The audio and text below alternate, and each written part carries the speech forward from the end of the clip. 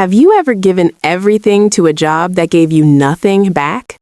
Have you ever stayed late, worked weekends, sacrificed your health, your relationships, your peace of mind, all because you believed that loyalty and hard work would eventually be rewarded?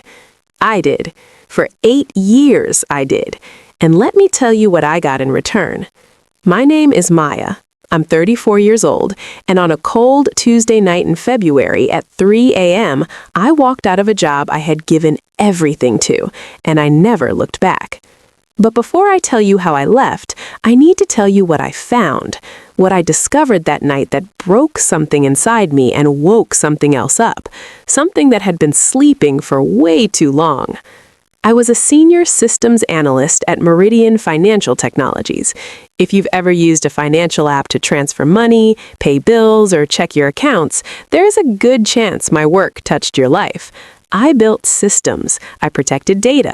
I kept things running when everything was falling apart. For 8 years, I was the person they called at 2 a.m. when the payment processing system crashed and millions of dollars were on the line. I was the one who stayed late fixing problems that nobody else understood. I was the one who trained new hires, documented processes, and held the entire technical infrastructure together with my bare hands and sheer determination. And I was tired, bone tired, the kind of tired that sleep doesn't fix because it's not about your body, it's about your soul. But I kept going because I believed. I believed that hard work would be recognized. I believed that loyalty would be rewarded. I believed that if I just kept proving myself over and over and over again, eventually they would see me. They would value me. They would treat me the way I deserved to be treated. I was a fool. That Tuesday night, I was working late. Again, there was a critical system issue that needed to be fixed before the morning, and of course, I was the only one who could fix it. Derek, my manager, had gone home hours ago. So had everyone else. The office was dark and empty, just the hum of the air conditioning and the glow of my computer screen keeping me company. I was exhausted, I was frustrated, and I was trying to convince myself that this was worth it, that all the sacrifices meant something, that someday it would pay off. Then an email came through. It was from Victoria, the VP of Technology. She had meant to send it to Derek, but she CC'd me by accident. The subject line said, "Retention bonus allocations, final." I almost ignored it. It was late, I was focused on the system issue, and I figured it was just some administrative thing I'd deal with in the morning. But something made me click on it. Call it instinct, call it fate, call it the universe finally deciding to show me the truth I had been too afraid to see. The email had a spreadsheet attached, everyone's retention bonus in the department. The company was going through a merger, and they were giving out bonuses to keep key employees from leaving, bonuses based on criticality to operations and market value. I had been waiting for this. After 8 years, after everything I had done, I thought this was finally my moment. They would look at my contributions, my expertise, my track record of saving this company from disaster after disaster, and they would finally give me what I was worth. I opened the spreadsheet. My eyes found my name first. Maya Thompson, Senior Systems Analyst, retention bonus, $4,500. I stared at it. $4,500 for 8 years of my life, for every weekend I gave up, for every vacation I canceled, for every relationship I neglected because the company always came first, for every 2 a.m. phone call, every impossible deadline, every crisis that I solved while everyone else slept. $4,500. I felt my chest tighten, my hands started to shake. But I wasn't done yet. I scrolled down the spreadsheet looking at the other names, trying to understand, trying to make sense of what I was seeing. And then I found Brad's name, Brad Mitchell, Senior Systems Analyst, retention bonus, $32,000. I read it again, and again, and again, because it couldn't be right. It couldn't be real. Brad had the same job title as me, the same department, fewer years at the company, he'd only been there for 3, and I had trained him. When Brad joined the team, he didn't know anything. He couldn't write a basic query without asking for help. He made mistakes constantly, mistakes that I fixed, usually at midnight, usually without any credit or acknowledgement. I spent months teaching him the systems I had built. I answered his questions patiently, even when they were things he should have figured out on his own. I covered for him, cleaned up after him, made him look competent in front of the people who mattered. And now he was getting 7 times what I was getting. 7 times. I kept scrolling, and a pattern emerged that made my stomach turn. The white employees, 20,000, 28,000, 32,000, 25,000. The black and brown employees, 4,500, 5,000, 6,000, 4,500.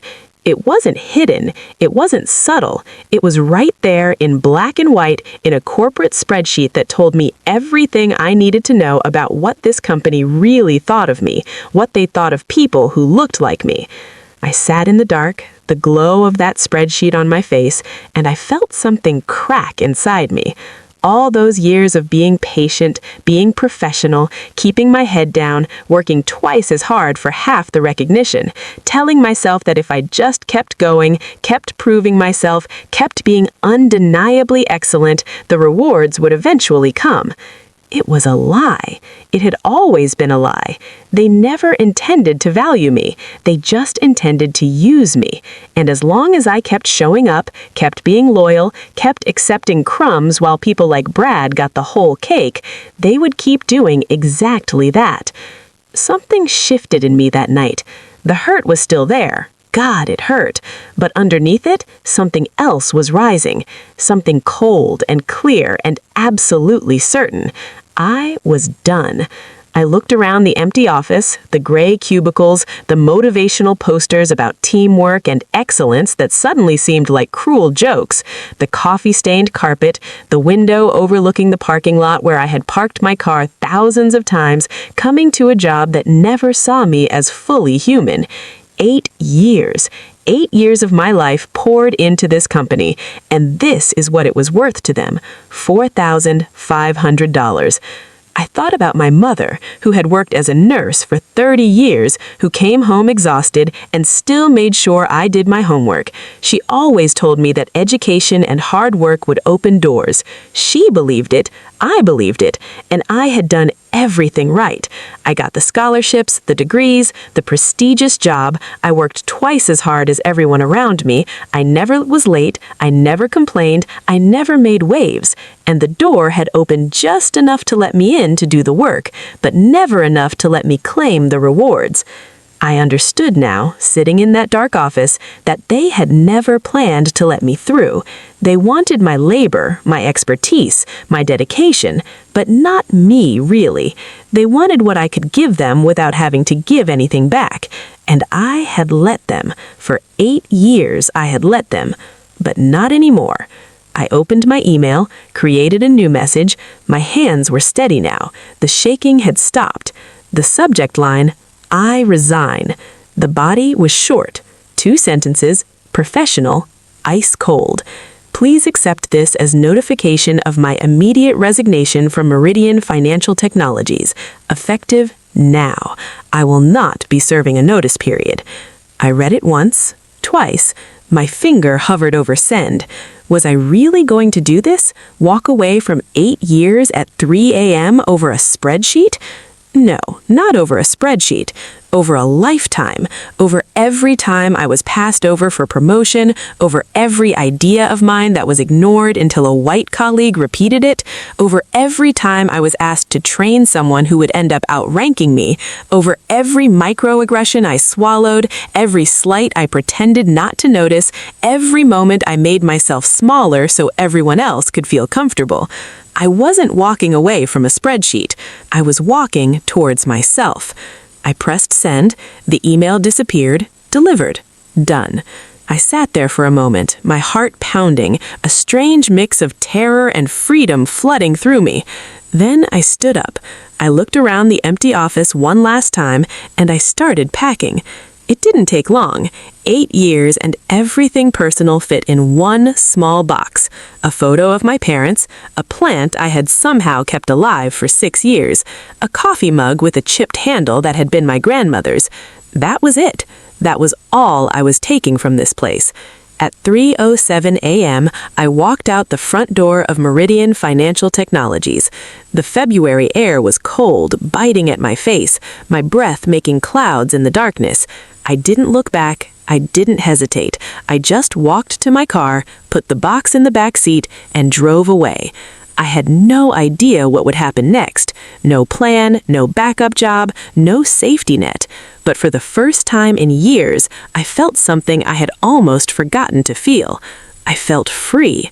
What I didn't know yet, what I couldn't have predicted, was what was about to happen to the company I left behind. By 9 a.m., my phone would start ringing. By noon, they would be in full panic mode. By the end of the week, the CEO himself would be calling me, begging me to come back, offering me anything, everything, whatever it took. But by then, I had already learned the lesson they were about to learn the hard way. You don't know what someone is worth until they're gone. And sometimes, by the time you figure it out, it's too late. Let me take you back to before the spreadsheet, before the resignation. Before I became the invisible woman holding up a company that refused to see me. Back to the beginning, when I still believed the world would reward me for being good. I grew up in Baltimore. Not the Baltimore they show in the brochures, the inner harbor, the fancy restaurants, the waterfront condos. I grew up in the other Baltimore, the one with boarded-up row houses and corner stores with bulletproof glass. The one where you learned early that the world wasn't fair, and if you wanted something, you had to work twice as hard to get half as much. My father was a postal worker. 32 years he gave to that job, waking up at 4 a.m. every single day to sort mail before the sun came up. He knew every address on his route, every family, every dog that would bark at him from behind a chain-link fence. He came home every night with aching feet and a tired smile, and he never once complained. Not once. My mother was a nurse at the city hospital. She worked the floors that nobody wanted to work, the ones with the sickest patients, the longest hours, the most heartbreak. She pulled double shifts during flu season. She missed my birthday more times than I can count because someone needed her more than I did. She came home exhausted, but she always made sure I did my homework, always checked that I had eaten, always told me she loved me before she collapsed into bed. We weren't poor, but we weren't comfortable either. We lived in that in-between space where one emergency could send everything falling apart, a car breaking down, an unexpected bill, a cut in hours. I learned early that security wasn't something you were born into. It was something you built, piece by piece, sacrifice by sacrifice. But I also learned something else from my parents, something that would stay with me my whole life, the value of work done well. My father took pride in every package he delivered, every smile he gave to the people on his route. My mother was the nurse patients asked for by name, the one who remembered birthdays and held hands during hard conversations. They didn't have fancy titles or big salaries, but they had something money couldn't buy: integrity. They passed that on to me. I discovered computers when I was 11 years old. My school had just gotten a donation of old desktop machines, those big beige boxes that took forever to boot up and made clicking sounds when you moved the mouse. Most of the other kids ignored them, but I was fascinated. I started staying after school, teaching myself how to navigate the system, how to make the computer do things it wasn't supposed to do. Mrs. Patterson, the librarian, noticed. She started leaving books on my table, programming guides, technology magazines, anything she could find. I devoured them all. There was something about computers that made sense to me in a way the rest of the world didn't. They were logical. They followed rules. If you put in the right inputs, you got the right outputs. It wasn't like dealing with people, where you could do everything right and still get treated wrong. Computers didn't care what you looked like. They just cared if your code worked. By the time I was 14, I was building simple programs. By 16, I was fixing computers for neighbors and teachers, earning $20 here, $50 there, saving every penny in a shoebox under my bed. My parents didn't fully understand what I was doing, but they understood hustle when they saw it. "That girl's going somewhere," my father used to say, watching me work at the kitchen table. "She's got the hunger." He was right. I did have the hunger. Not for money exactly, or for fame, but for something harder to name. The hunger to matter, to build something, to prove that I could be more than the world expected from a black girl from a working-class neighborhood. I got a full scholarship to the state university, first person in my family to go to college. I'll never forget the day I got that acceptance letter. My mother cried so hard she couldn't speak, just held me and rocked back and forth like I was a little girl again. My father pretended he wasn't crying, but I saw him wipe his eyes when I thought I wasn't looking. I majored in computer science, one of 3 black students in my program, one of 8 women total. The isolation was constant. The microaggressions were relentless. Professors who seemed surprised when I answered questions correctly. Classmates who assumed I was only there because of affirmative action.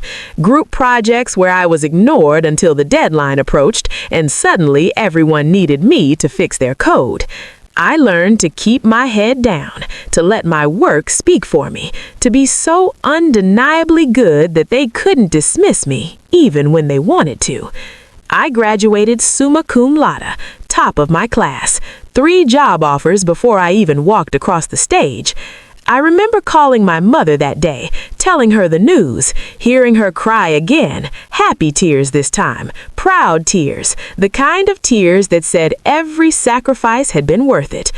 I chose a mid-sized tech company in Virginia for my first job. Good salary, good benefits, good opportunity for growth. I walked in on my first day feeling like I had finally made it, like all the hard work had paid off, like the world was finally going to see me for who I really was. I was so naive. The company looked diverse in the brochures. In reality, the black employees were clustered in customer service in entry-level positions. Leadership was a sea of white faces, with maybe 1 or 2 exceptions who had clearly learned to play the game better than anyone else. The first week, someone asked me if I was the new receptionist. I was wearing a badge that said software engineer. The second week, a senior developer explained a basic concept to me that I had literally taught at university level. He seemed genuinely shocked when I told him I already knew it. He said, "Oh," he blinked. He didn't finish the sentence. He didn't have to. I learned fast that being good at my job wasn't enough. I had to be exceptional. I had to be so far above everyone else that they couldn't find an excuse to overlook me. So, that's what I became. I took on the projects nobody wanted. I learned systems nobody else would touch. I stayed late, came in early, worked weekends without being asked. I became the person they called when everything was falling apart, the one who could fix problems that stumped everyone else. And it worked. Sort of. I got promotions, slower than my white colleagues, but I got them. I got raises, smaller than what the men were getting, but I got them. I built a reputation as someone reliable, someone essential, someone you could count on. But I also noticed a pattern. The more indispensable I became, the less they seemed interested in promoting me further. I was too valuable where I was. If they moved me up, they'd have to replace me, and nobody could replace me. So they kept me stuck, gave me just enough to stay, just enough to keep me from walking out the door.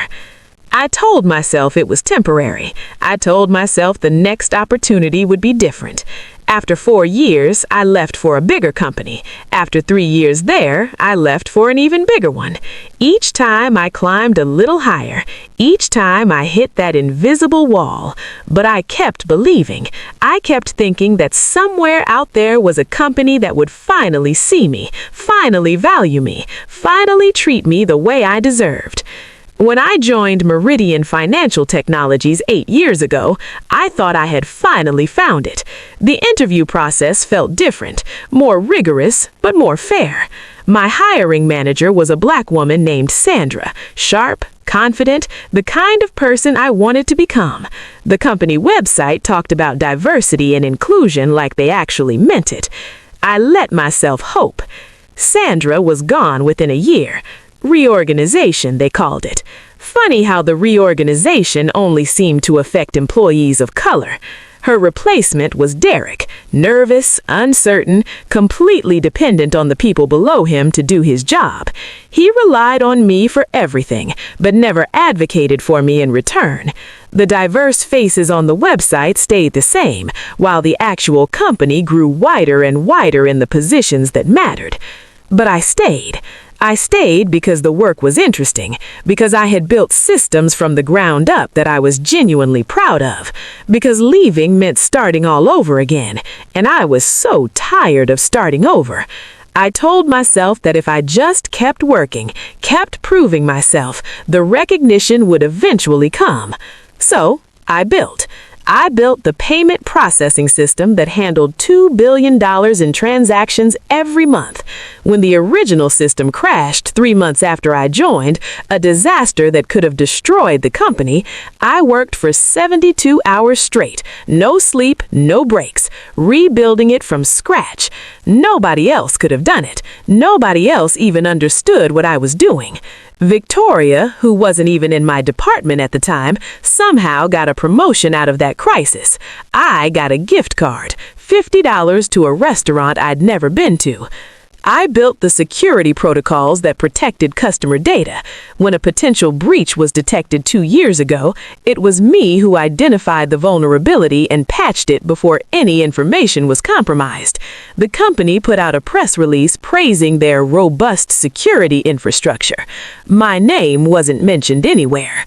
I created the disaster recovery procedures that saved the company 2 times during major outages. Those procedures existed only in my head and in documentation that only I maintained. Every time I tried to cross-train someone and they were too busy, or they didn't see the priority, or they didn't think it was necessary, they never thought about what would happen if I wasn't there, because they assumed I would always be there. I had become what HR privately called too valuable to promote. They needed me exactly where I was. If they moved me up, they'd have to find someone to replace me. And they knew, even if they would never admit it, that no one could replace me. So I got passed over. Again and again. Not quite ready. Maybe next cycle. We need you where you are. Meanwhile, I watched people with half my experience and a quarter of my talent climb past me. People like Brad. Brad Mitchell walked through the door 3 years ago, fresh from a 6-month coding boot camp, full of confidence and buzzwords and absolutely no idea what he was doing. He was assigned to my team. He was assigned to me. I trained him. I spent months teaching him systems I had built myself. I answered his questions at all hours, late nights, weekends, sometimes at 2 a.m. when he was panicking about something he couldn't figure out. I fixed his mistakes before anyone noticed. I covered for him. I made him look competent. And Brad learned fast. Not the technical stuff. He was mediocre at best at the actual work. But he learned the politics. He figured out that Derek loved enthusiasm and jargon. He discovered that Victoria responding well to people who agreed with her publicly. He played golf with the senior directors. He went to happy hours with executives. He made himself visible. Within a year, Brad was getting special projects. Within 2 years, he was presenting at company all-hands meetings, presenting work that I had done, using slides that I had created. Within 3 years, he had the same title as me. And now, according to that spreadsheet, he was worth $32,000 to this company, and I was worth $4,500. The worst part? Brad wasn't a bad person. He wasn't actively trying to hurt me. He was just a mediocre white man in a system designed to reward mediocre white men. And he did what anyone would do. He took advantage of it. I couldn't even blame him. Not really. I blamed the system. I blamed the company. I blamed the people who decided year after year that people who looked like Brad deserved more than people who looked like me. But mostly, I blamed myself. For staying, for believing, for thinking that if I just worked a little harder, gave a little more, proved myself one more time, things would finally change. They were never going to change. Not for me, not at this company, not unless I forced them to. And that night, sitting in the dark with that spreadsheet glowing on my screen, I finally stopped waiting for permission to matter. I gave myself permission instead. Let me tell you about the place I gave 8 years of my life, Meridian Financial Technologies. On paper, it looked like the kind of company anyone would be proud to work for.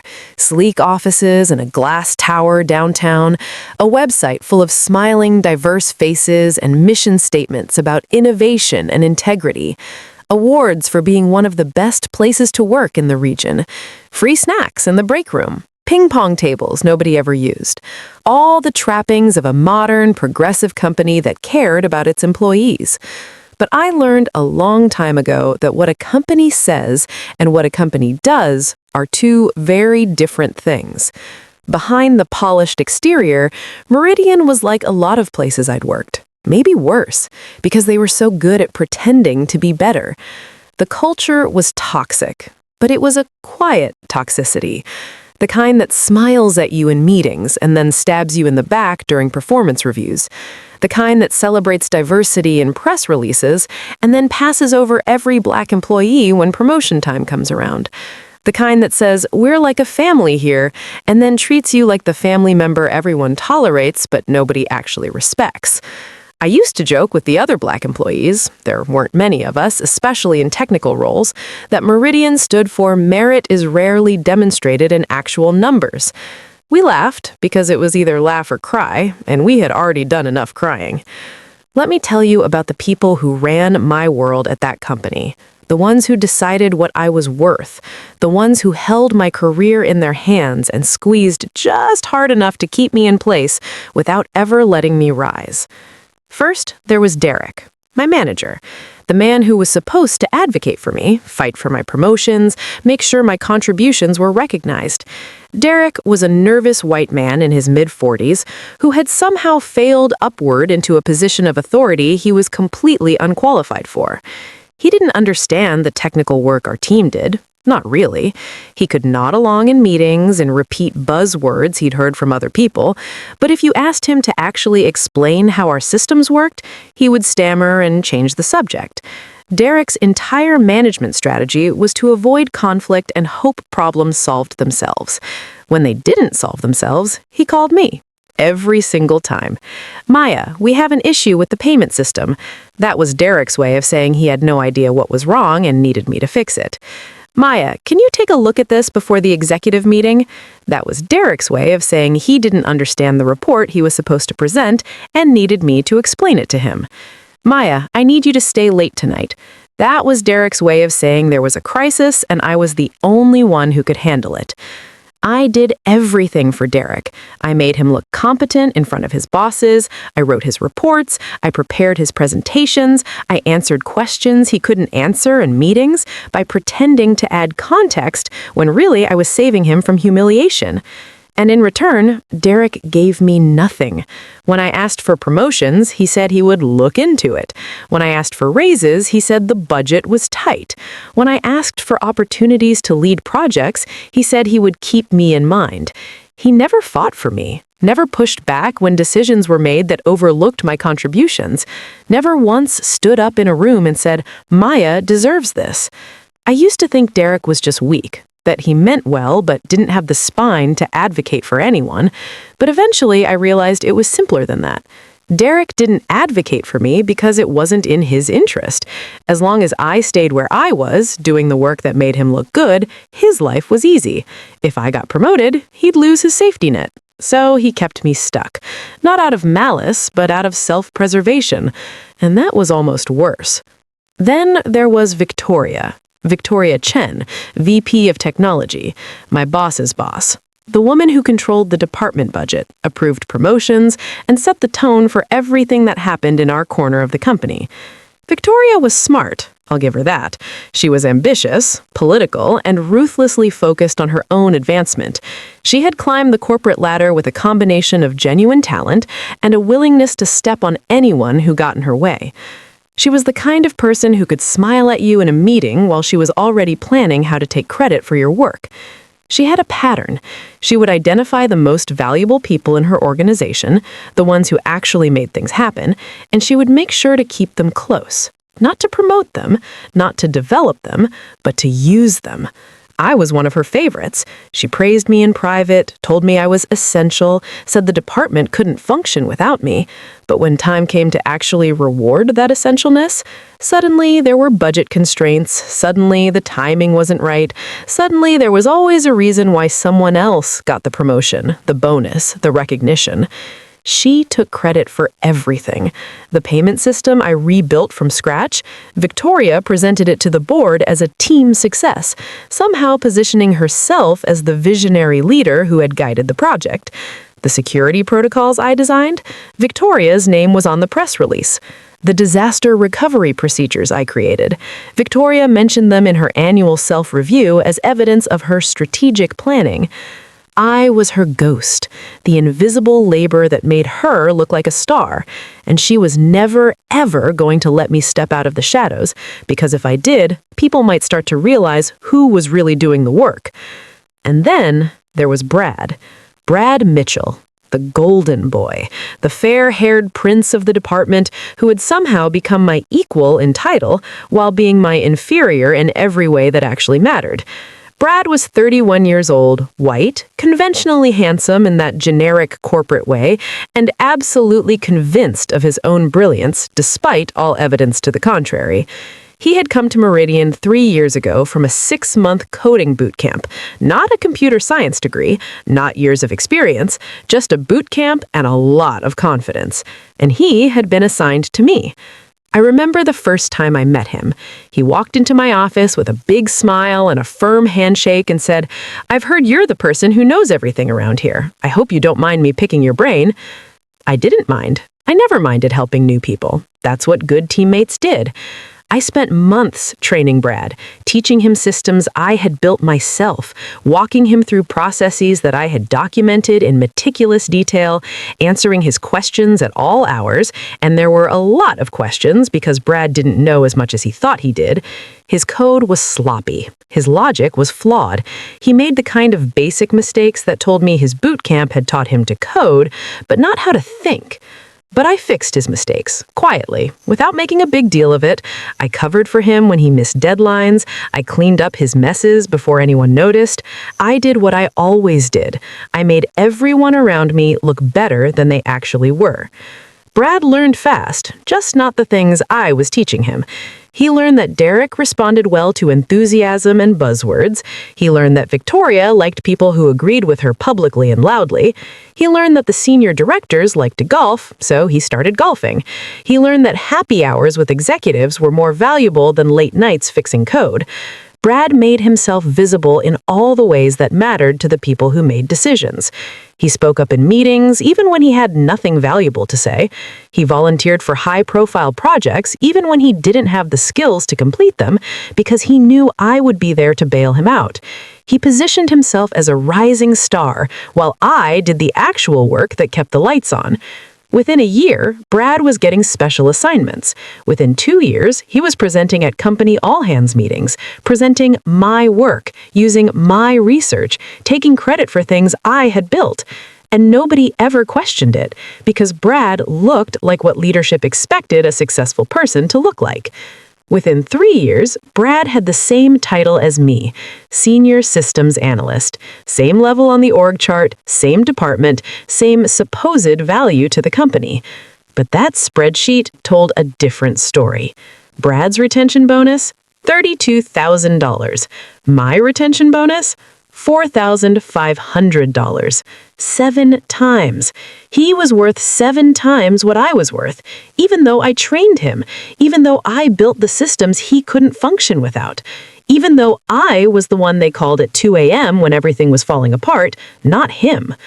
I thought about all the other black and brown employees in the department, the ones I ate lunch with, the ones I vented to and whispered conversations in the break room, the ones who had noticed the same patterns I had, the slower promotions, the smaller raises, the way our work was always good but never quite leadership material. We all knew. We talked about it amongst ourselves, carefully, quietly, the way you talk about things that could get you fired if the wrong person overheard. We knew the deck was stacked against us. We knew merit was a myth in this company, no matter what the posters on the wall said. But knowing and proving were two different things, until that spreadsheet. That spreadsheet was proof, black and white numbers showing exactly what Meridian thought of people like me. It wasn't even hidden. It was right there in a document that Victoria had carelessly CC'd to me. The disparities were so obvious that a child could have spotted the pattern. And suddenly, all the little things I had been telling myself for years, maybe next cycle, budget constraints, it's not about race, it's about fit. It was always about race. It had always been about race. The company had been telling me who they were to me the entire time. I just hadn't been willing to hear it. They saw me as a workhorse, reliable, essential, too valuable to lose, but never valuable enough to reward. They counted on my loyalty. They counted on my professionalism. They counted on me being too afraid, too invested, too beaten down to ever walk away. They were about to find out how badly they had miscalculated. Let me take you to that night. The night everything changed. The night I finally stopped lying to myself. It was a Tuesday in February. Cold outside. The kind of cold that seeps into your bones even when you're indoors. I had been at the office since 7 that morning, and it was now past 11 at night. 16 hours. Again. There was a critical issue with the payment processing system. Something in the transaction verification module was throwing errors, and if we didn't fix it before the Asian markets opened, we were looking at millions of dollars in failed transactions. Derek had sent me an email around 5 o'clock, right before you left for the day. Maya, can you take a look at this tonight? I know it's a lot to ask, but you're the only one who really understands this system. I'll owe you one. He always owed me one. He owed me about 1,000 by now. But I stayed because that's what I did. That's who I was, the reliable one, the essential one, the one who never said no because saying no meant letting people down, and I had spent my whole life trying not to let people down. The office was empty, just me and the hum of the servers and the blue glow of my monitors. The cleaning crew had come and gone hours ago. The security guard had done his rounds and nodded at me with the weary resignation of someone who had seen me working late too many times to comment on it anymore. I was tired. Not just physically tired, though my body was screaming at me to stop, to rest, to take care of myself for once. I was tired in my soul. Tired of giving everything and getting nothing. Tired of being the one who held everything together while everyone else went home to their families, their hobbies, their lives. Tired of waiting for the recognition that never came. But I pushed through. I always push through. I found the bug around 10:30, a timing issue in the verification queue that was causing transactions to time out before they could complete. It took me another hour to patch it, test it, and deploy the fix to production. By 11:15, everything was stable. The Asian markets would open on time, millions of dollars would flow through the system without anyone ever knowing how close they had come to disaster. And nobody would thank me. Nobody would even know. That was when the email came through. I almost didn't see it. I was about to shut down my computer, finally go home, try to get a few hours of sleep before I had to do it all again tomorrow. But the notification popped up in the corner of my screen, and the sender's name caught my eye. Victoria Chin. Subject, retention bonus allocations. Final. I frowned. The retention bonuses had been the talk of the department for weeks. With the merger coming, leadership had decided to offer bonuses to key employees to keep them from jumping ship. Everyone was speculating about who would get what, whether the bonuses would be fair, whether merit would actually matter for once. I had tried not to get my hopes up. I had been disappointed too many times to expect anything from this company. But deep down, in a place I didn't like to admit existed, I was hoping. 8 years. 8 years of sacrifice, of excellence, of being the person everyone depended on. Surely this time they would see me. Surely this time the numbers would reflect what I was actually worth. I opened the email. It was clearly not meant for me. Victoria had written a short message to Derek. Here are the final allocations. Let me know if you have any questions before HR sends out the official letters, and attached a spreadsheet. My name was in the CC field, sandwiched between a bunch of other names. A misclick. An accident. She probably meant to send it to the department directors, not the actual employees whose fates were listed inside. I should have closed it. I should have pretended I never saw it. That's what a good employee would have done. That's what the old Maya would have done. But something made me click on the attachment. Call it intuition, call it fate, call it the universe finally deciding to show me what I had been too afraid to see. The spreadsheet opened.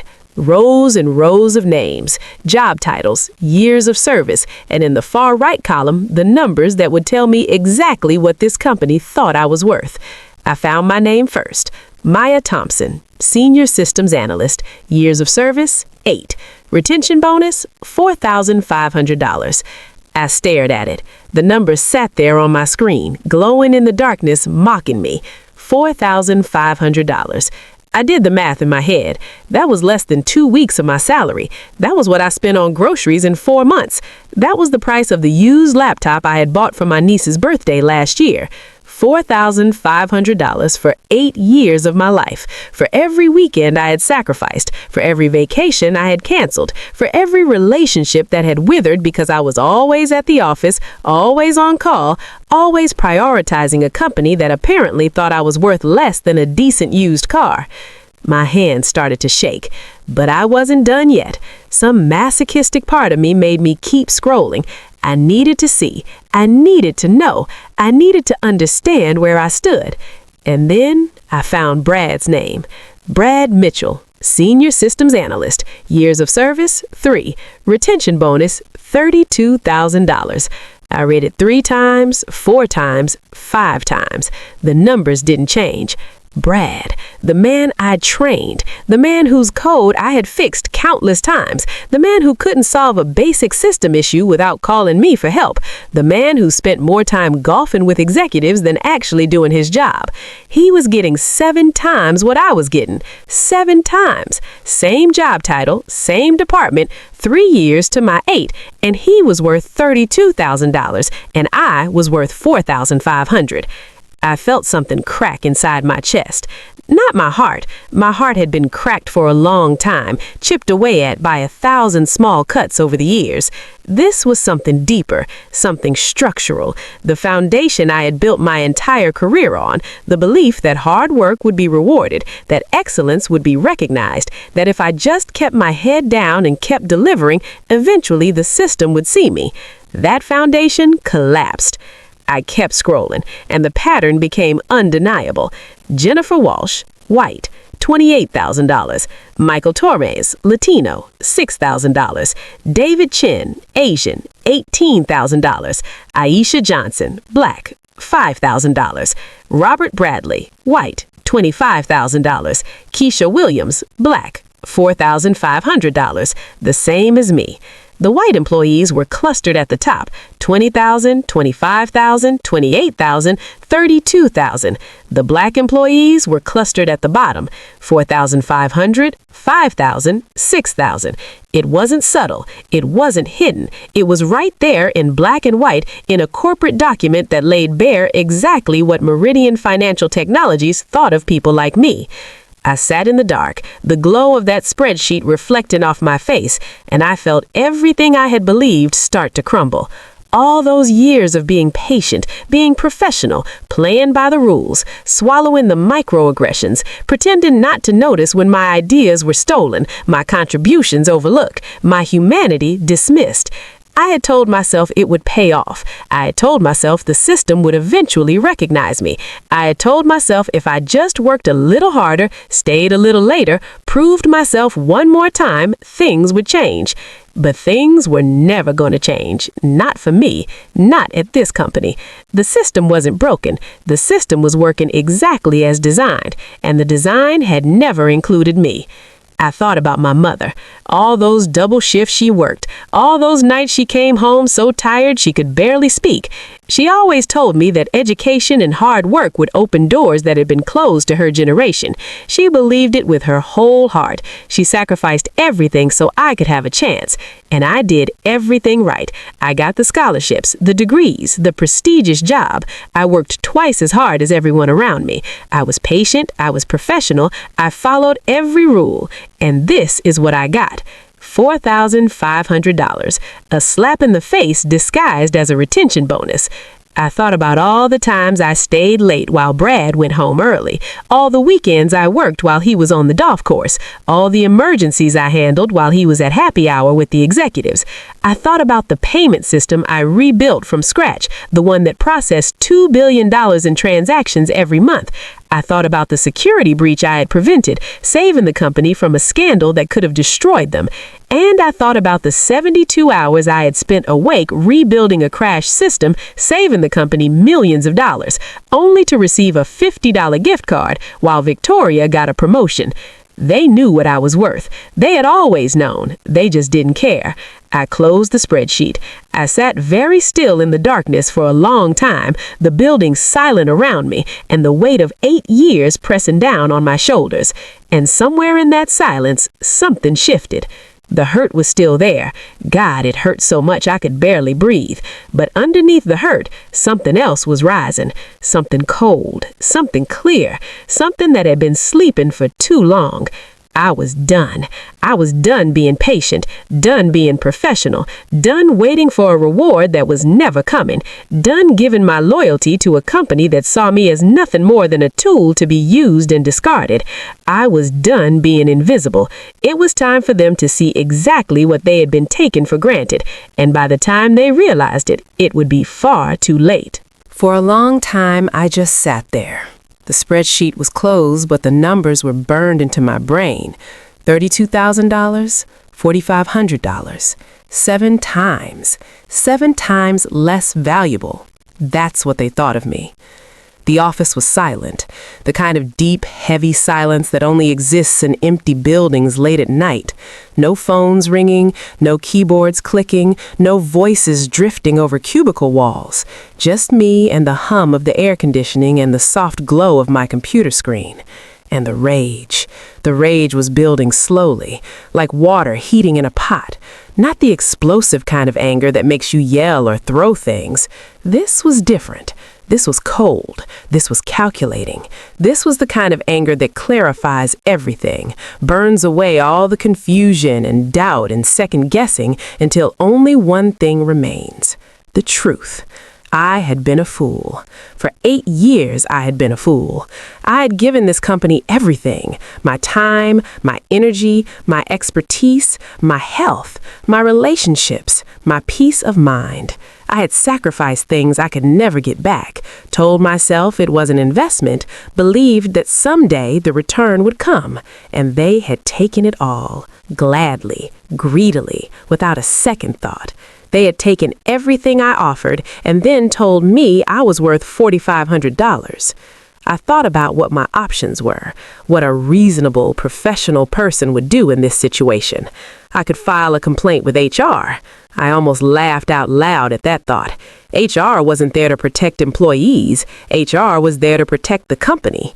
I had seen what happened to people who complained, the investigations that went nowhere, the retaliation that was always disguised as something else, the whispered warnings that followed you from job to job. Filing a complaint would accomplish nothing except painting a target on my back. I could confront Victoria directly, tell her I had seen the spreadsheet, demand an explanation. But what would that achieve? She would apologize for the accidental email. She would explain that the bonus allocations were based on complex factors I didn't understand. She would promise to look into it, and then nothing would change. I had been down that road before. It was a dead end. I could threaten to quit, use my leverage to negotiate a better bonus, a raise, a promotion, but I knew how that would play out too. They would make promises. They would say whatever they needed to say to keep me from walking out the door. And then, once the crisis passed, once they felt safe again, everything would go back to exactly the way it was. I would still be the invisible workhorse. I would still be passed over and underpaid. I would still be worth $4,500, while Brad was worth $32,000. The only difference would be that they would resent me for pushing back, and they would start looking for ways to replace me. Not because they could replace me. They couldn't, and they knew it, but because I dared to ask for what I deserved, and companies like Meridian didn't like employees who asked questions. I could hire a lawyer, sue them for discrimination. The spreadsheet was evidence, clear evidence, of a pattern that any reasonable person could see. But lawsuits took years. They took money I didn't have. They took an emotional toll that I wasn't sure I could survive. And even if I won, even if some court eventually agreed that I had been discriminated against, what would I really get? A settlement, a payout, and a reputation as that woman who sued her company. Good luck finding another job in this industry after that. Every option I considered led to the same place. Me losing. Me sacrificing more. Me giving more of myself to a system that would never, ever give back. And then I started thinking about something else. Not what I could ask for, not what I could demand, but what I already had, what I already knew. I was the only person at Meridian who truly understood the core infrastructure. Let me explain what that means. The payment processing system, the one that handled $2 billion in transactions every single month, I had designed the architecture. I had written the core modules. When it crashed 3 months after I joined the company, I had rebuilt it from scratch in 72 hours. Nobody else understood how it worked. Not really. They knew how to use it. They knew how to run reports and check logs. But the actual underlying code, the logic that made everything function, the interdependencies between systems that could cause catastrophic failures if you touched the wrong thing, that lived in my head. The security protocols that protected customer data, I had designed those too. I knew every firewall rule, every encryption standard, every vulnerability assessment. When there was a potential breach 2 years ago, I was the one who identified it and patched it before any data was compromised. The disaster recovery procedures, the ones that had saved the company twice during major outages, I had created them. I had documented them in files that only I maintained, in systems that only I accessed. Every time there was a crisis, every time something went wrong, every time the company was on the verge of a disaster that could cost them millions, they called me. Not Derek, not Victoria, certainly not Brad. Me. They had made me essential, and then they had made me invisible. They assumed I would always be there, that I was too loyal to leave, too invested to walk away, too beaten down to recognize my own power. They were wrong. I started seeing it clearly now, not my weakness, but my strength. Not what they had done to me, but what I could do to them.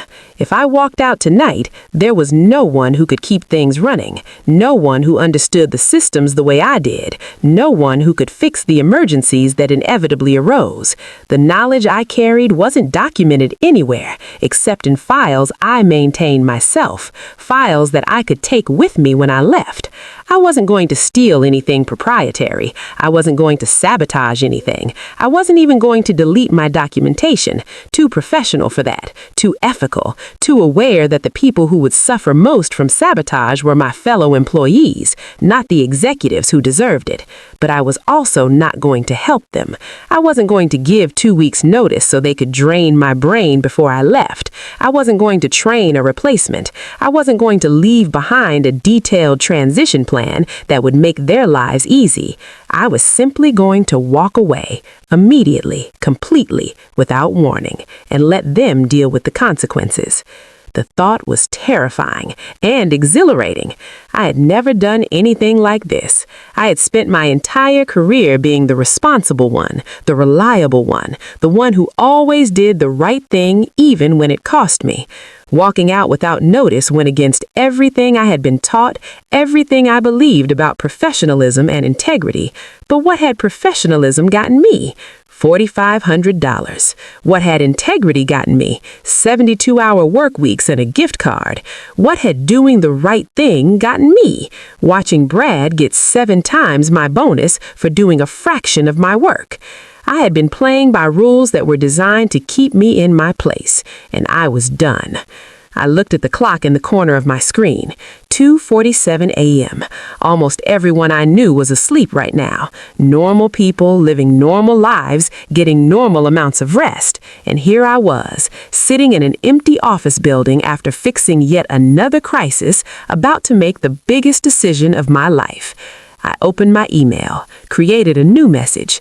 For a long moment, I just stared at the blank screen. My finger hovered over the keyboard. This was it. No going back after this. No, I was just upset, or I didn't mean it, or can we talk about this? Once I sent this email, my career at Meridian was over. 8 years, gone. Everything I had built, gone.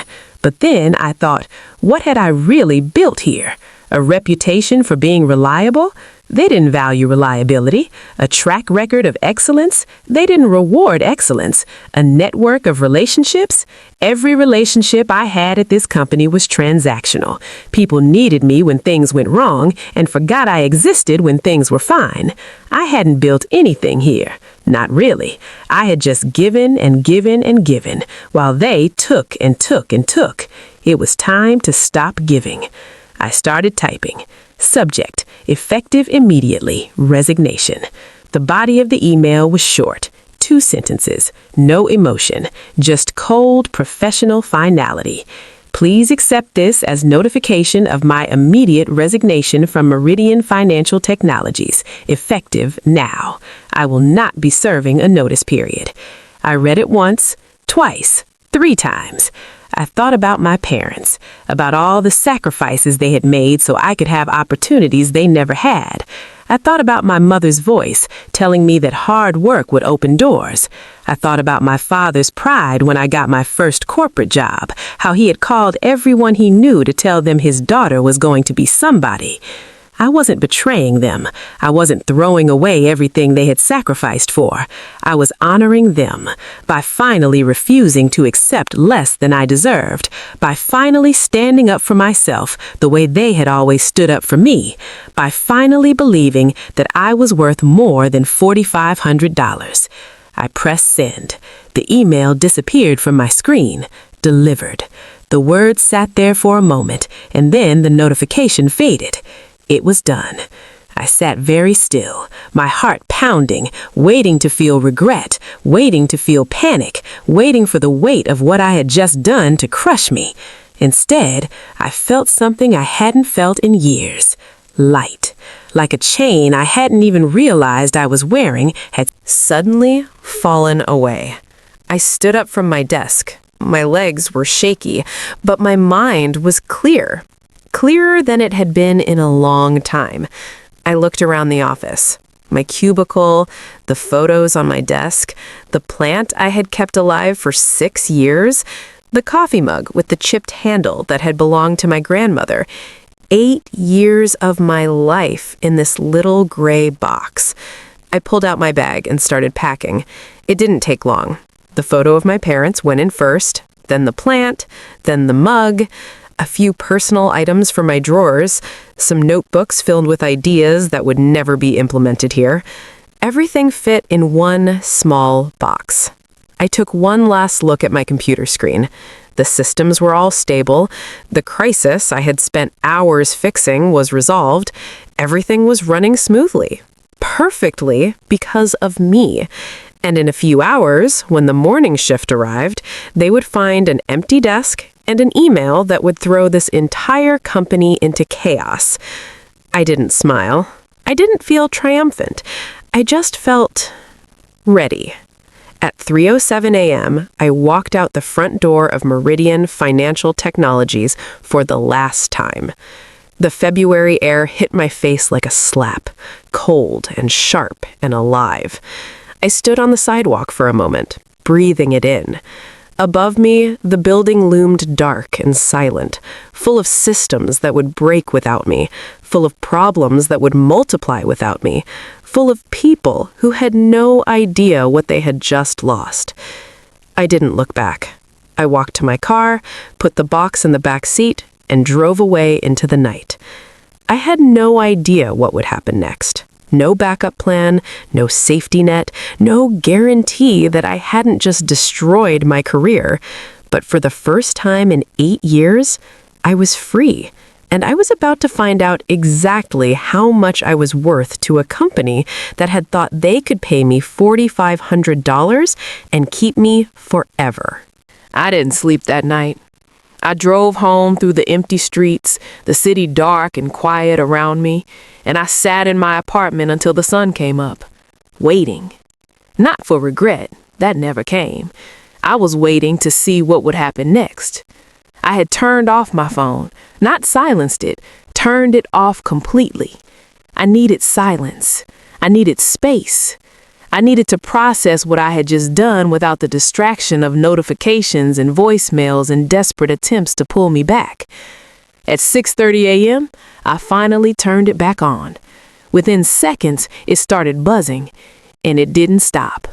17 missed calls, 23 text messages, 41 emails, all in the span of 3.5 hours. I scrolled through the notifications with a strange sense of detachment, like I was watching someone else's life unfold on my screen. The first call had come at 7:42 a.m. Derek, probably just arriving at the office, coffee in hand, ready to start another day of taking credit for my work. He must have seen my resignation email. The calls after that came in rapid succession. Derek again, and again, and again. Then a number I didn't recognize, probably someone from HR. Then Victoria's personal cell phone, which I had never seen her use for anything work-related before. The text messages told the story even more clearly. 7:45 a.m. Derek. Maya, I just saw your email. Please call me. I'm sure we can work this out. 7:52 a.m. Derek. Maya, this isn't funny. Call me back. 8:03 a.m. Derek, I need you to answer your phone. We have a situation. A situation. I almost laughed. They had no idea how many situations they were about to have. 8:15 a.m. Unknown number. Ms. Thompson, this is HR. Please contact us immediately regarding your resignation. There are procedures that need to be followed. Procedures, right. Like the procedures they followed when they decided I was worth 7 times less than Brad. 8:34 a.m. Derek. Maya, the payment system is throwing errors. Nobody knows what's wrong. I really need you to call me. And there it was, the first domino falling. I had fixed an issue in the payment system just hours before I left, but that was just one issue. The system was old, complex, held together by custom code and workarounds that only I understood. Without me there to monitor it, to catch problems before they became catastrophes, things were going to start breaking. Fast. 8:47 a.m. Derek. This is serious. We're getting reports of failed transactions. Please, Maya, whatever happened, we can fix it. Just call me. 9:12 a.m. Victoria. Maya, it's Victoria. I need you to call me immediately. This is urgent. Urgent. Everything was always urgent when they needed something from me. Never urgent when I needed something from them. 9:38 a.m. Derek, the security team is locked out of the verification protocols. They're saying they need your access codes. Maya, please. My access codes, the ones I had created and maintained because nobody else wanted to deal with the complexity of the security systems, the ones that existed in documentation that only I had access to, the ones that were now sitting in my personal files, backed up to my own cloud storage, completely inaccessible to anyone at Meridian. I wasn't going to sabotage them. I wasn't going to delete anything or break anything or do anything malicious, but I also wasn't going to hand over the keys to the kingdom. They had paid me $4,500 for 8 years of knowledge. That's what they thought it was worth. Let them figure it out themselves. The emails were even more frantic, subject lines escalating from please call to urgent to critical system failure over the span of just a few hours. I opened one from Victoria, sent at 10:15 a.m. Maya, I don't know what happened or why you left so suddenly, but we need to talk. The payment system has been down for almost 2 hours. We've had to halt all transactions. The executive team is asking questions. Please call me. Whatever you want, a raise, a promotion, a better bonus, we can discuss it. Just please call me. Whatever I want. Funny how they were suddenly willing to discuss what I wanted. Funny how my value had skyrocketed the moment I was no longer there to be taken for granted. I didn't call. I made myself breakfast instead. Eggs and toast and coffee, the first real meal I had eaten in days. I sat at my kitchen table and watched the morning light stream through the window, and I felt something I hadn't felt in years. Peace. My phone kept buzzing. I kept ignoring it. At 11:30 a.m., I finally listened to one of the voicemails. It was Derek, his voice high and strained, barely controlled panic bleeding through every word. I don't know what we did or what happened, but please, you have to call me back. The payment system is completely down. We've lost contact with 3 major banking partners. The security protocols are compromised because Brad's attempted fix had corrupted the authentication database. Victoria is losing her mind. The executive team is asking for updates every 15 minutes. Please, Maya, I'm begging you, just tell me what to do. Brad tried to fix it. Of course he did. Brad, with his $32,000 bonus and his golf games with executives and his boundless confidence in his own abilities. Brad, who I trained for 3 years and who still couldn't troubleshoot a basic system error without calling me for help. Brad had made it worse. Of course he had. I saved that voicemail. I don't know why. Maybe as a reminder, maybe as proof. Maybe just because it felt good to hear the desperation in Derek's voice after years of him taking me for granted. At 12:45 p.m., my phone rang with a number I didn't recognize. I almost ignored it, but something made me answer. Hello? Maya, thank God. It wasn't Derek. It wasn't Victoria. It was a voice I recognized but had never expected to hear on my personal phone. James Morrison, the CEO of Meridian Financial Technologies. I had met him exactly 3 times in 8 years. Once at a company all-hands meeting where he gave a speech about innovation, once in an elevator where he nodded at me without recognition, and once at a holiday party where he shook my hand and immediately forgot my name. Now he was calling me personally. Maya, I understand you resigned last night, he said. His voice calm, controlled, the voice of a man who was used to handling crises. But underneath the calm, I could hear the strain.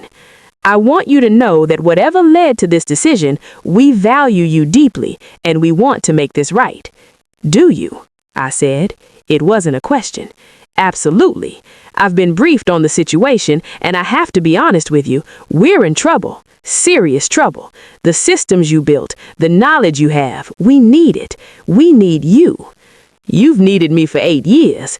You just didn't pay me like it. There was a pause, a long one. I'm told there was an issue with the retention bonus allocations, James said carefully. I want you to know that I've personally reviewed the numbers, and I agree that there were discrepancies, significant discrepancies.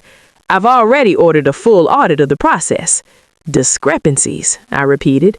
Is that what we're calling it? When white employees get $25,000 and $32,000 and black employees get $4,500 and $5,000? Another pause, longer this time. Maya, I understand you're upset. I'm not upset. I'm done. There's a difference. Upset means I still care. I don't care anymore. I gave this company 8 years of my life. I built systems you couldn't function without. I saved you from disasters that would have cost you millions, and you decided I was worth $4,500. So I accepted your assessment. I showed myself out. We made a mistake, a serious mistake, but we can fix it. I'm authorized to offer you whatever it takes to bring you back. Name your price, salary increase, title change, equity stake, whatever you want. Whatever I want.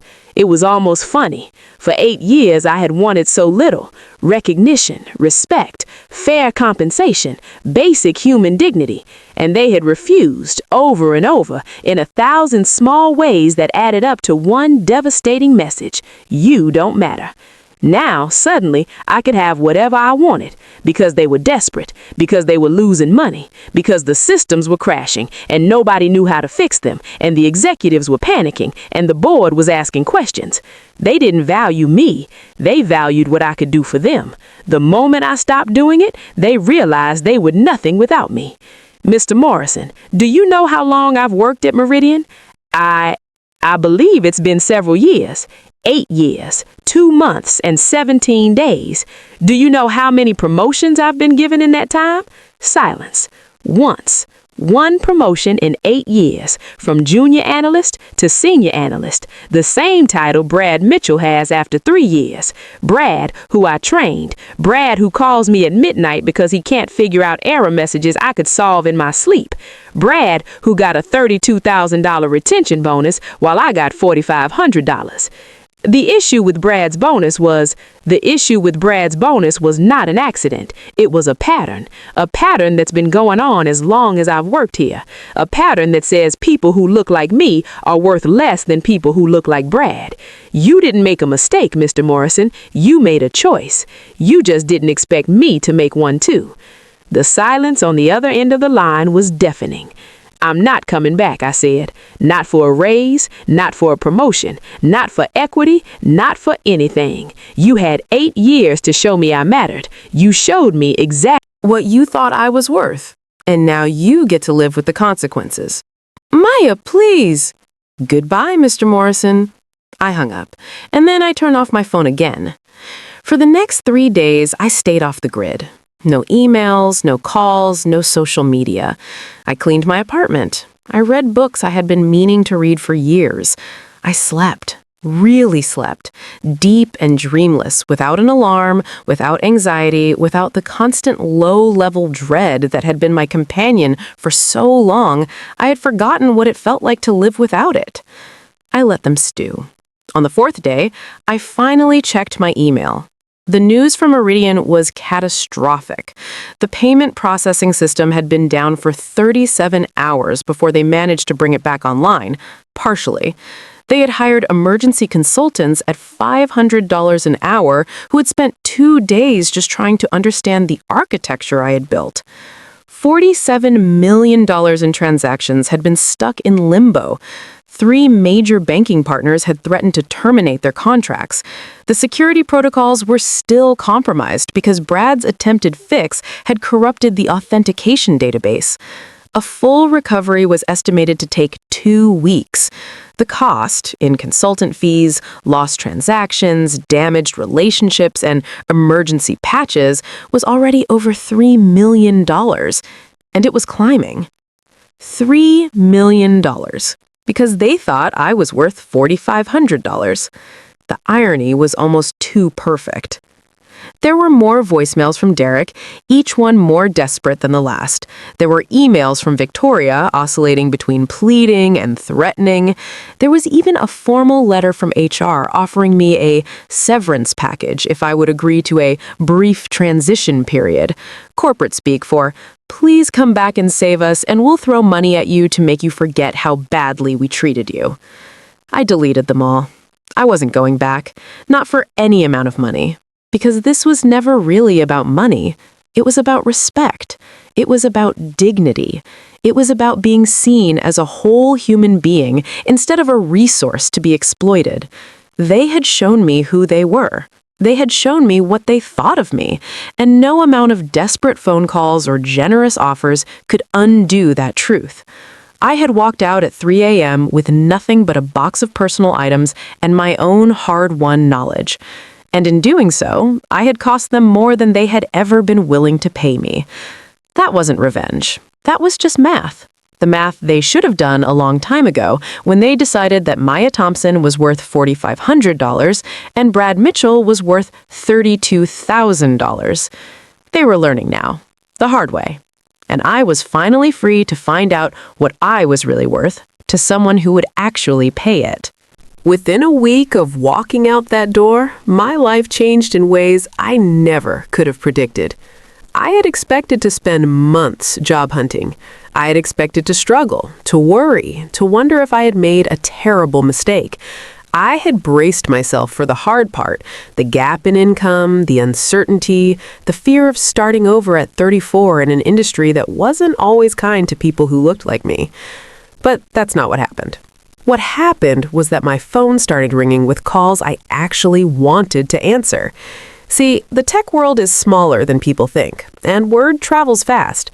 Within 48 hours of my resignation, the story had started to spread. Not the details. I hadn't told anyone what happened, hadn't posted anything on social media, hadn't bad-mouthed Meridian to anyone. I didn't need to. The chaos spoke for itself. When a payment processing system that handles $2 billion in transactions goes down for almost 2 days, people notice. When a company has to hire emergency consultants at $500 an hour because nobody internal can fix the problem, people talk. When 3 major banking partners threaten to terminate contracts, the industry pays attention. And when people started asking what happened, the answer always came back to the same thing. Maya Thompson left. I didn't realize how many people knew who I was. I had spent 8 years being invisible inside Meridian, passed over and underpaid and taken for granted. But outside the company, in the broader tech community, I had a reputation. I had spoken at conferences, I had contributed to open source projects, I had mentored young developers through professional organizations. I had built relationships with vendors and partners and consultants who knew the quality of my work even when my own company refused to recognize it. Those people started reaching out. First, it was former colleagues who had moved on to other companies. Maya, I heard what happened. Are you okay? Listen, we're hiring. Then it was recruiters who specialized in senior technical roles. Miss Thompson, I have a client who is very interested in your background. Are you open to conversations? Then it was companies reaching out directly. We've been following your work for some time. We'd love to discuss opportunities. Within 2 weeks, I had 5 serious offers on the table.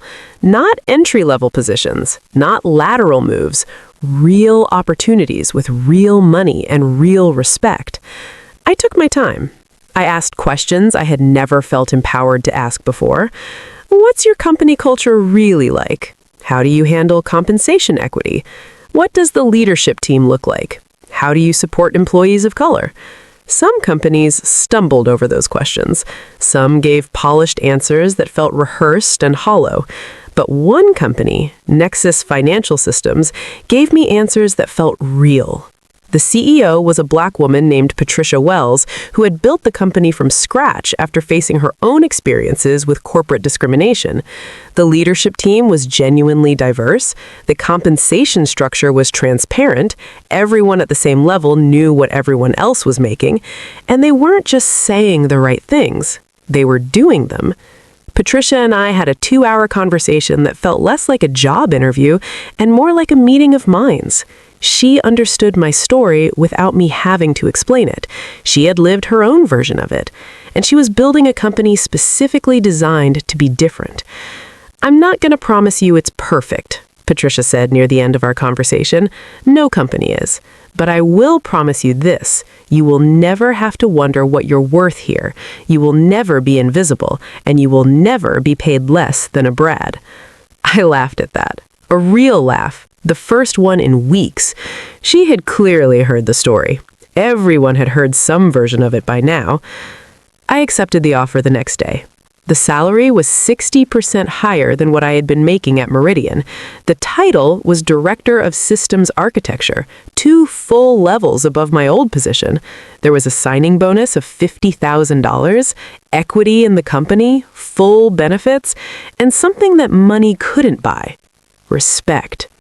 On my first day at Nexus, Patricia met me in the lobby personally. She shook my hand, looked me in the eye, and said, "Welcome home, Maya. We're lucky to have you." I had to blink back tears. I had never heard those words before, not once in 12 years of working in corporate America. Meanwhile, Meridian was falling apart. I heard the updates through the industry grapevine, through former colleagues who reached out, through news articles about the company's mounting problems. The payment system issues had been partially resolved, but new problems kept emerging. The consultants they had hired couldn't fully replicate what I had built because they didn't understand the custom architecture. They were essentially rebuilding from scratch, a process that would take months and cost millions. The security vulnerabilities Brad had created during his failed fix attempt led to a formal audit by their banking partners. 2 of those partners eventually terminated their contracts, citing loss of confidence in Meridian's technical infrastructure. Millions more in revenue gone. The retention bonus disparity became a legal liability. After I left, 3 other employees of color, people I had eaten lunch with, vented with, commiserated with, filed formal complaints with HR. When HR tried to bury those complaints, someone leaked the original spreadsheet to the press. Suddenly, Meridian Financial Technologies was the subject of articles with headlines like "Fintech Firm Under Fire for Racial Disparities in Bonus Allocations" and "Former Employees Allege Systemic Discrimination at Meridian." The company issued a statement calling the allegations deeply concerning and promising a full internal review. Corporate speak for, "We got caught and now we're trying to minimize the damage." But the damage was already done. Victoria was the first to fall. She resigned 6 weeks after I left, pushed out, according to my sources, when it became clear that her department's dysfunction was at the center of the company's problems. The story I heard was that the CEO had finally looked closely at her track record and realized that all the wins she had claimed credit for over the years were actually the work of people like me, people she had used and discarded. Derek followed a month later. Not fired, but demoted so severely that he quit in embarrassment. He ended up at a smaller company in a junior role, apparently a shell of his former self. I heard he was in therapy now, dealing with the stress of everything that had happened. I felt nothing. Maybe I should have felt satisfaction. Maybe I should have felt vindicated.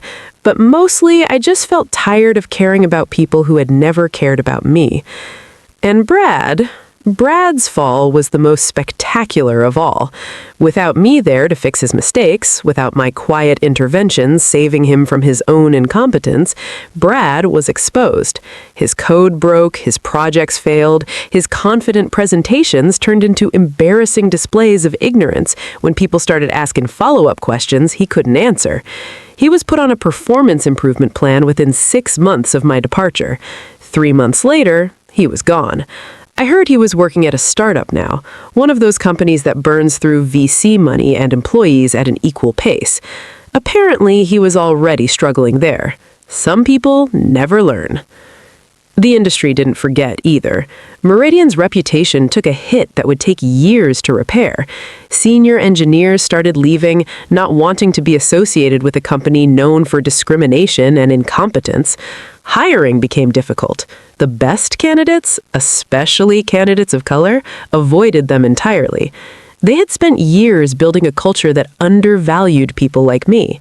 Now they were paying the price. As for me, I thrived. At Nexus, I built systems I was proud of. I led a team of engineers who respected me. I mentored young Black women entering the tech field, trying to give them the guidance and support I had never received. I was paid fairly, more than fairly.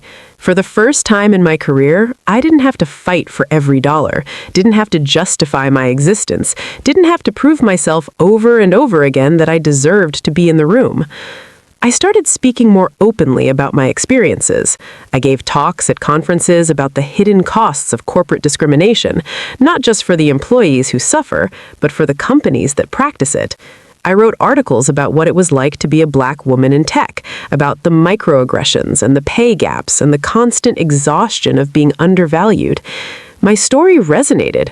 Thousands of people reached out to tell me they had lived the same thing, that my words had given them permission to stop accepting less than they deserved. I became an advocate, not because I had planned to, but because staying silent felt impossible once I had finally found my voice. A year after I left Meridian, I received a LinkedIn message that made me pause. It was from Victoria. Maya, I hope this message finds you well. I've had a lot of time to reflect since leaving Meridian, and I wanted to reach out. I know I could have done more to support you during your time there. I know I took credit for work that wasn't mine and failed to advocate for you when it mattered. I'm sorry. I hope you're doing well in your new role.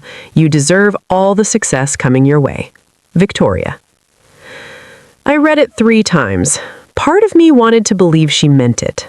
Part of me wanted to accept the apology, to close that chapter with something resembling grace. But a larger part of me recognized the message for what it was. Too little, too late. Victoria wasn't sorry for what she had done. She was sorry for how it had turned out for her. She wasn't apologizing because she had suddenly developed a conscience. She was apologizing because her career was in ruins, and she was probably hoping I would say something forgiving that she could use to rehabilitate her image. Some apologies aren't meant to heal the person they're directed at. They're meant to make the apologizer feel better. This was one of those. I deleted the message without responding. Some doors don't need to be left open. Some chapters don't need closure. Some people don't deserve forgiveness just because they finally realized they were wrong. I had spent too many years of my life caring about people who had never cared about me. I wasn't going to waste any more energy on them.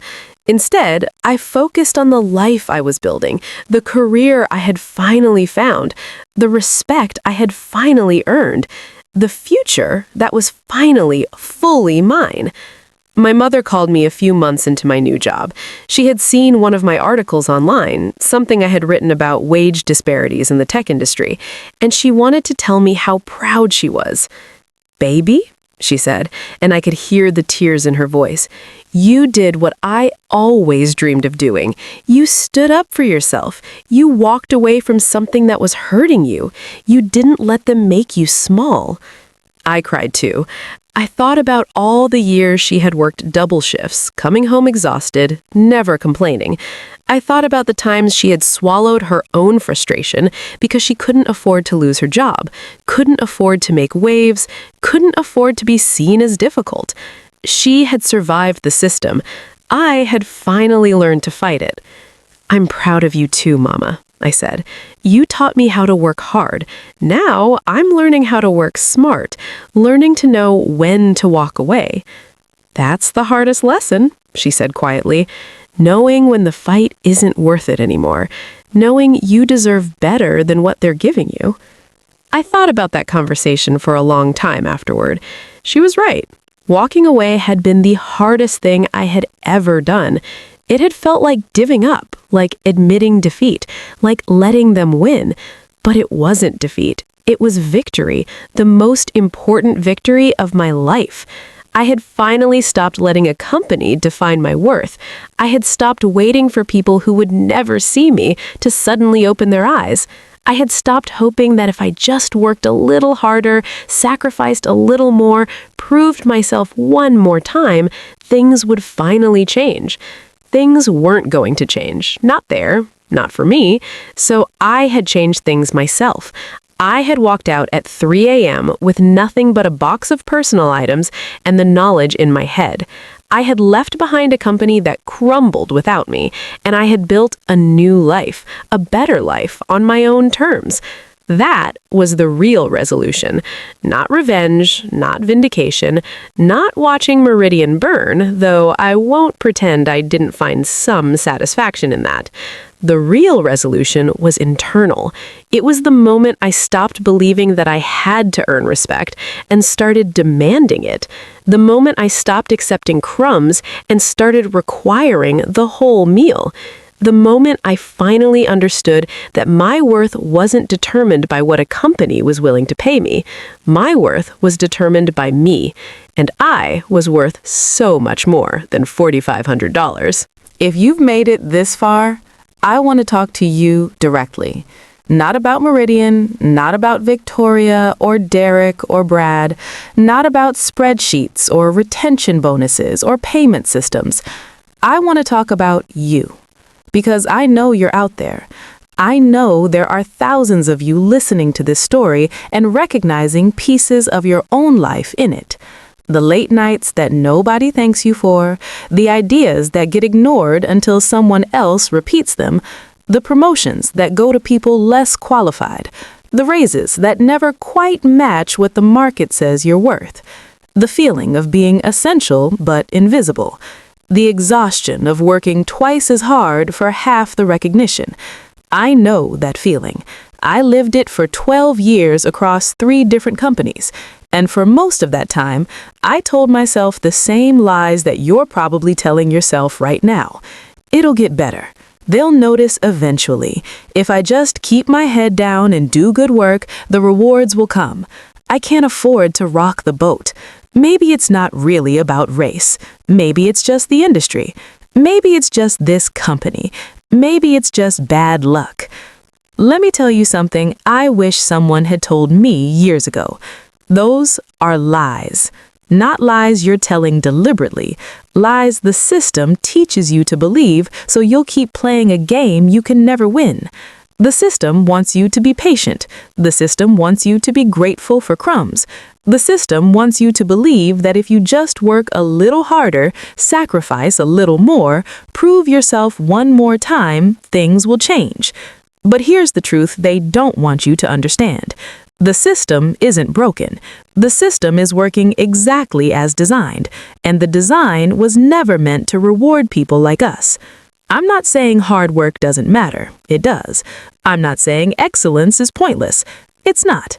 I'm not saying you should stop being professional, stop doing your best, stop taking pride in your work. What I'm saying is this.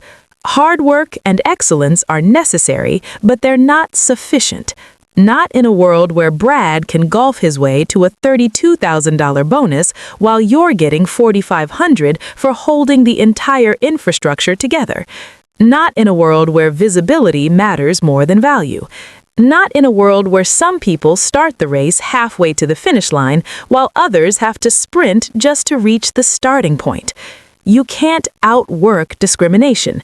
You can't out-excellence a system that was designed to overlook you. And you definitely can't wait for people who benefit from your invisibility to suddenly decide to see you. That's the hardest lesson I learned.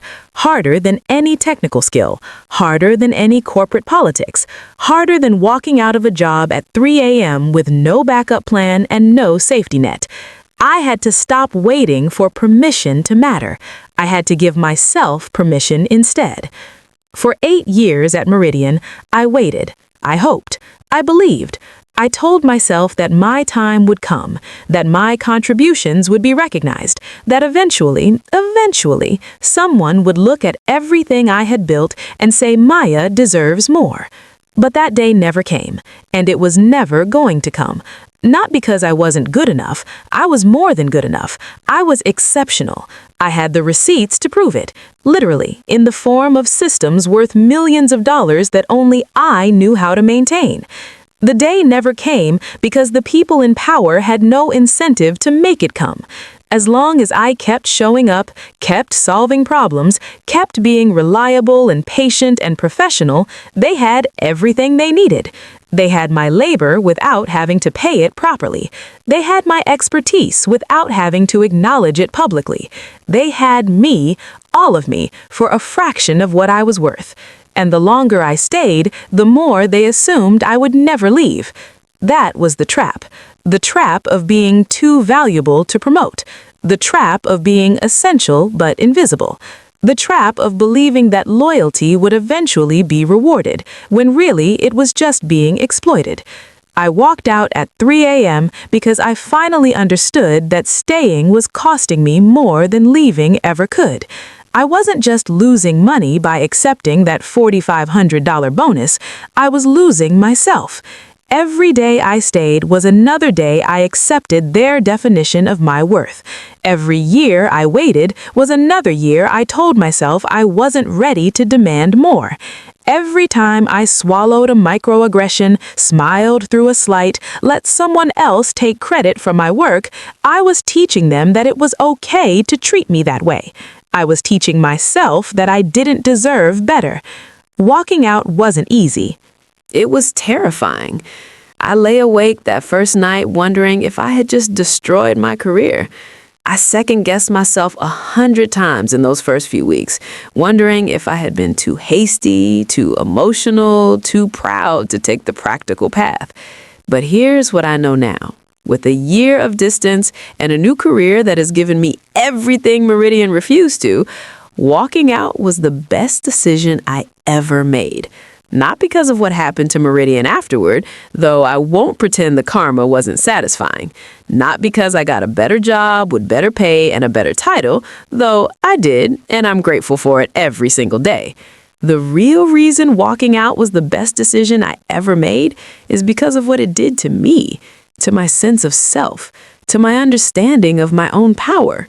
For years, I had given that power away. I had handed it to Derek, who used me to make himself look competent. I had handed it to Victoria, who used me to climb the corporate ladder. I had handed it to Brad, who used my training and my fixes to build a reputation he hadn't earned. I had handed my power to a company that saw me as a resource, not a person, as something to be used, not someone to be valued. Walking out was the first time I took that power back. And let me tell you, once you take your power back, you never want to give it away again. I'm not saying everyone should quit their job at 3 a.m. without a plan. I'm not saying my path is the only path or that what worked for me will work for everyone. We all have different circumstances, different responsibilities, different risks we can and can't afford to take. But I am saying this. Know your worth. Not what a company tells you you're worth, not what a market analysis says, not what some spreadsheet decided based on factors designed to undervalue people like us. Know your actual worth, the skills you've developed, the problems you've solved, the knowledge you carry that no one else has, the impact you've made, even if no one has ever acknowledged it. Know it, own it, and never, ever let anyone convince you it's less than it is. Because here's the thing about companies. They will pay you exactly as little as you'll accept. Not because they're evil, not because they're consciously trying to exploit you, but because that's how capitalism works. The goal is to maximize profit, and labor is an expense. They will minimize that expense as much as they possibly can, which means it's on you to know your value and demand it, to document your contributions so you have evidence when it's time to negotiate, to research what the market pays for your skills so you know when you're being underpaid, to build relationships outside your company so you have options if things go wrong, to be willing to walk away, really, truly willing, not just bluffing, because that's the only leverage that actually matters. They'll never value you as much as you value yourself, but they will pay you more when they realize you might leave. That's a sad truth, but it's still the truth, and pretending otherwise won't make it less real. I think about my mother a lot. The sacrifices she made, the double shifts she worked, the indignity she swallowed because she couldn't afford to make waves. She did what she had to do to survive, to provide, to give me a chance at something better. I honor her sacrifice by refusing to accept the same limitations, by fighting battles she couldn't afford to fight, by demanding the respect she was never in a position to demand, and by telling this story so that maybe, just maybe, someone else will hear it and realize they don't have to wait as long as I did. You don't have to accept $4,500 when you're worth $32,000. You don't have to be invisible when you're the one holding everything together. You don't have to keep proving yourself to people who have already decided not to see you. You don't have to wait for permission to know your own value. Give yourself that permission today, right now. And if you're in a place that refuses to recognize what you're worth, if you've done everything right and they still pay you less, promote you slower, credit you never, then maybe it's time to stop trying to change their minds and start planning your exit. Not out of anger, not out of revenge, but out of self-respect. Out of the simple, powerful recognition that your time and your talent and your life are too valuable to waste on people who refuse to see them. I walked out at 3 a.m. on a cold February night with nothing but a box of personal items and the knowledge in my head. I was terrified. I was uncertain. I was alone. But I was also, for the first time in 8 years, free. Free to discover what I was really worth. Free to build a career on my own terms. Free to finally stop being invisible and start being seen. That freedom was worth more than any retention bonus, more than any promotion, more than anything Meridian could have offered me to stay. And I want you to know that same freedom is waiting for you, too, whenever you're ready to claim it. You are worth more than they're paying you. You are worth more than the title they've given you. You are worth more than the way they treat you. You are worth more, so much more. And one day, maybe today, maybe next month, maybe next year, you're going to stop accepting less. When that day comes, don't look back.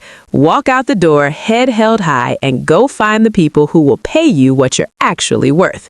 They're out there, I promise. I found them, and so will you.